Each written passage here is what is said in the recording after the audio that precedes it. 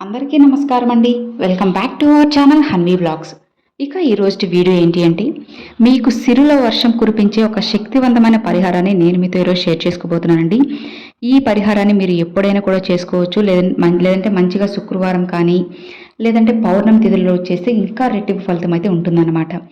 లేదు మాకు అన్ని రోజులు గ్యాప్ అనేది అంతసేపు మేము వెయిట్ చేయలేము, ఈరోజు చేసుకుంటామన్నా సరే మీరు చేసుకోవచ్చు. నమ్మకంతో ఎవరైతే ఈ చిన్న పరిహారం చేస్తారో వాళ్ళకి ఖచ్చితంగా డబ్బు అనేది తప్పకుండా వస్తూనే ఉంటుందన్నమాట. వాళ్ళ అనవసరమైన ఖర్చులని తగ్గి, అంటే ఎక్కడైతే అనవసరంగా రూపాయి ఖర్చు చేస్తున్నారో అవన్నీ తగ్గిపోయి వాళ్ళ ఆదాయం అనేది రెట్టింపు అవుతుందన్నమాట. నమ్మి మనం ఏదైనా చేయాలి కానీ ఖచ్చితంగా బెస్ట్ రిజల్ట్ అయితే వస్తుందండి.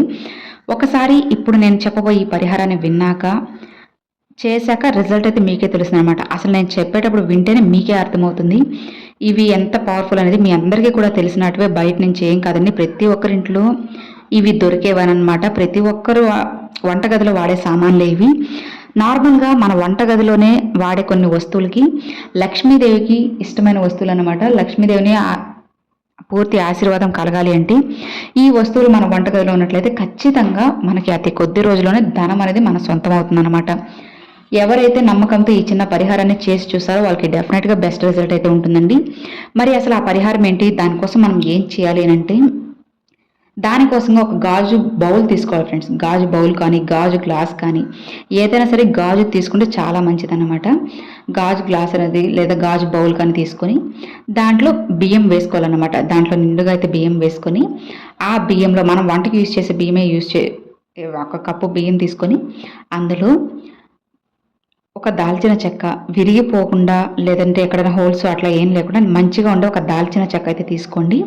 అది ఎంత సైజ్ అయినా సరే మీ ఇష్టం అనమాట. ఒక దాల్చిన చెక్క, ఒక అనాస పువ్వు, స్టార్ పువ్వు అంటారు కదండి కొంతమంది, అట్లా ఒక అనాస పువ్వు, అలానే కొన్ని లవంగాలు, ఒక 5 కానీ 3 కానీ లవంగాలు, కొద్దిగా చిల్లర అన్నమాట.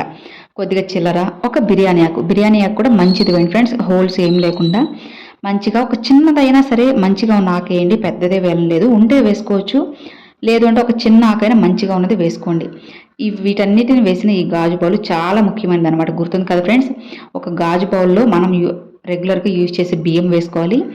అందులో ఒక దాల్చిన చెక్క, ఒక స్టార్ పువ్వు, ఇంకా వచ్చే కొన్ని లవంగాలు, ఒక బిర్యానీ ఆకు, చిల్లర.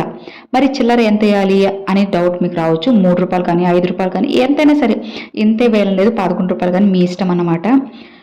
లేదా ఒక 5 రూపాయలు అయినా సరే మీరు కాయిన్స్ పెడితే ఇంకా చాలా మంచిది అనమాట. 5 రూపాయలు కాయిన్ కాకుండా 5 కాయిన్స్ 1 రూపీస్ పెట్టినా కూడా చాలా మంచిది. అది కూడా కుదరని వాళ్ళు నోట్ అయినా పెట్టుకోండి. వీలైనంత వరకు కాయిన్స్ పెట్టడమే చాలా బెస్ట్ అండి. ఇట్లా చేసిన దాన్ని మనం పూజ గదిలో పెట్టుకున్నట్లయితే మీ అనవసరమైన ఖర్చులన్నీ తగ్గిపోయి మీ ఆదాయం అనేది రెట్టింపు అవుతుందన్నమాట.